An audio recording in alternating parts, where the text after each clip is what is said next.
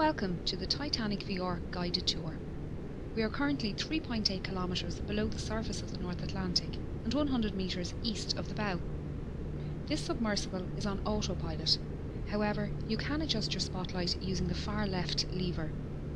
Please keep your arms and legs inside the vehicle at all times. I'll provide you with information about locations as we pass them, so please sit back, relax and enjoy the ride. The RMS Titanic was the second White Star Line Olympic-class ocean liner, the first being RMS Olympic and the third being HMS Titanic.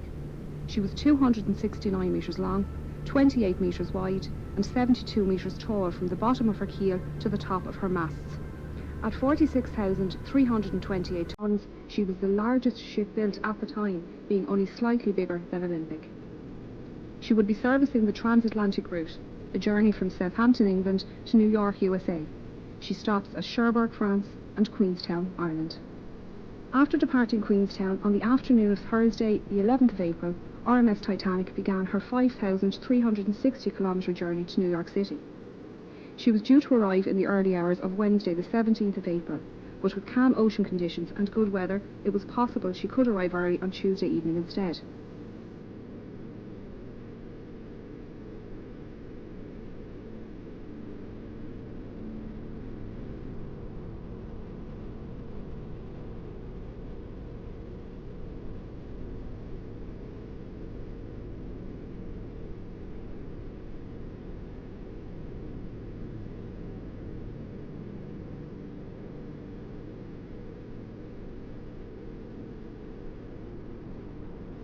The night of the 14th of April was moonless, and a light fog was developing on the horizon. Titanic's captain, Edward Smith, had received a number of ice warnings during the day, and had changed their course so they were further south to avoid the affected areas. The captain retired to bed, and First Officer William Murdoch took charge of the bridge as officer of the watch. Titanic steamed ahead until 11:40 p.m, when the lookouts Frederick Fleet and Reginald Lee spotted an iceberg directly ahead. Fleet rang the warning bell 3 times to indicate an obstacle ahead and phoned the bridge. Murdoch gave the order, hard a starboard, and the ship turned to port, but it was too late. Titanic struck the iceberg on her starboard side. The impact buckled hull plates and sheared rivets, revealing her first 6 compartments to the ocean. As the iceberg slid down the side of the ship, Murdoch ordered a hard a port, swinging the Titanic's stern out of the path of the iceberg. He also closed the watertight doors, isolating the flooding to those damaged compartments. The forward 3 hatches, along with the peak tank and boiler rooms 5 and 6, were breached. After the collision, RMS Titanic stopped and almost immediately took a starboard list. The captain organised a group to inspect the damage and ordered the carpenter, John Maxwell, to sound the ship.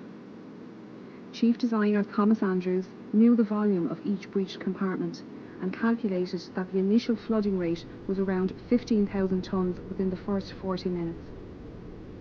With this information, he estimated Titanic would sink within 90 minutes. He then informed the captain, who then ordered the officers to begin preparing the lifeboats.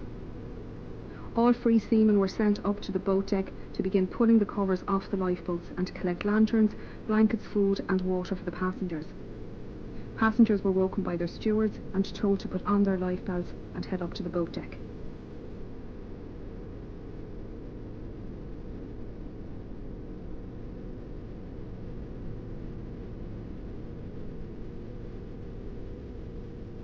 Titanic carried just 20 lifeboats, 4 more than required by the regulations outlined by the British Board of Trade.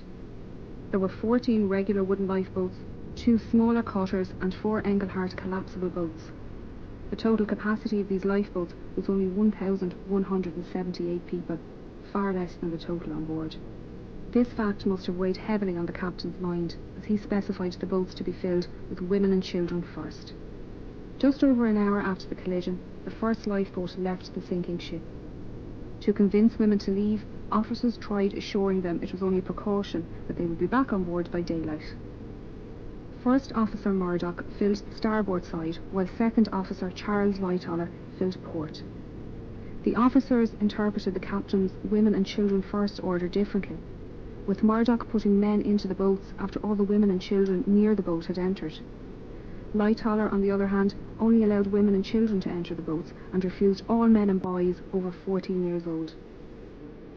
By 1:45 a.m, Titanic was down by about 5 degrees to the head, with the forecastle almost underwater. Panic began to rise through the passengers still on deck as they watched boat after boat launch. A few male passengers were physically removed from stern portside lifeboats 14 and 16, and 5th Officer Harold Lowe warned other men not to approach by firing his pistol into the water below. The situation at the starboard bow was similar, with a group of men storming collapsible sea. Murdoch fired his pistol twice to warn them to move back from the lifeboat, and they were dragged out by other male passengers. A large group of third-class women and children took their place, along with a few seamen and the owner of White Star Line, Joseph Bruce Ismay. In the radio room, Titanic's Marconi operators were desperately communicating with nearby stations and ships. Throughout the night, senior operator Jack Phillips worked the 5-kilowatt Marconi wireless radio set to send out distress signals using both the old CQD and new SOS call codes. He alerted nearby ships to their position and status, and received updates of ship locations and estimated arrival times. Junior operator Harold Bride took these updates to Captain Smith and passed the captain's responses back to Phillips for transmission.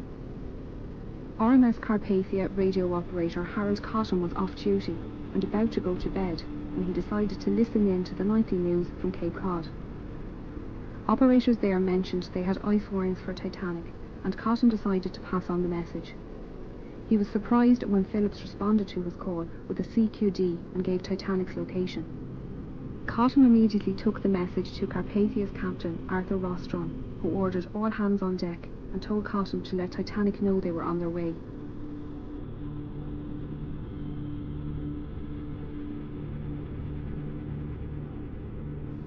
As the water reached the boat deck, the operators left their station, with Bride heading towards the port bow and Phillips to the starboard stern. Murdoch and 6th Officer James Moody were standing on the starboard side, loading collapsible A into the davits. Lightoller was on the officers' quarters rooftop, removing collapsible B, when the bridge suddenly ducked under the surface.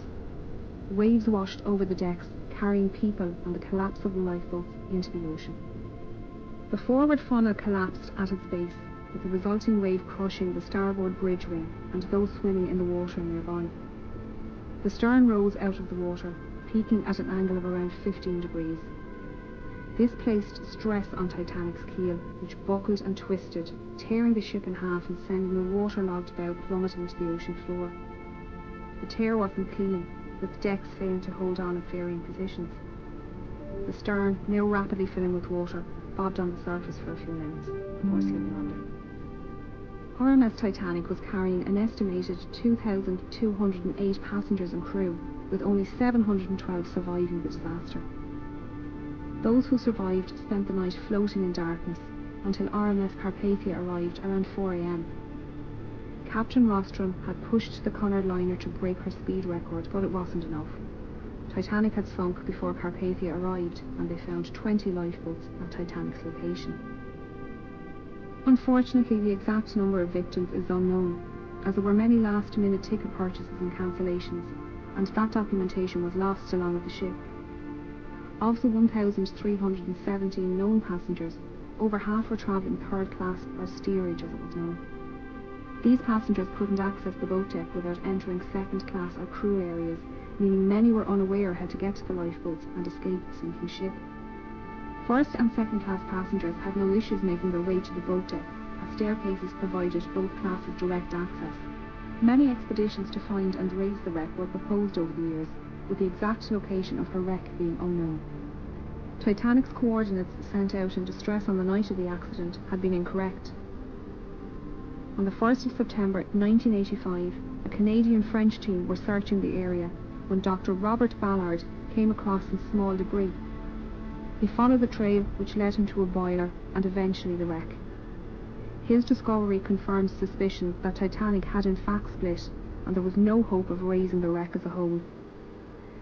Scientists and historians have long argued for and against the recovery of artefacts from the site, with many agreeing the site should be treated as a mass grave.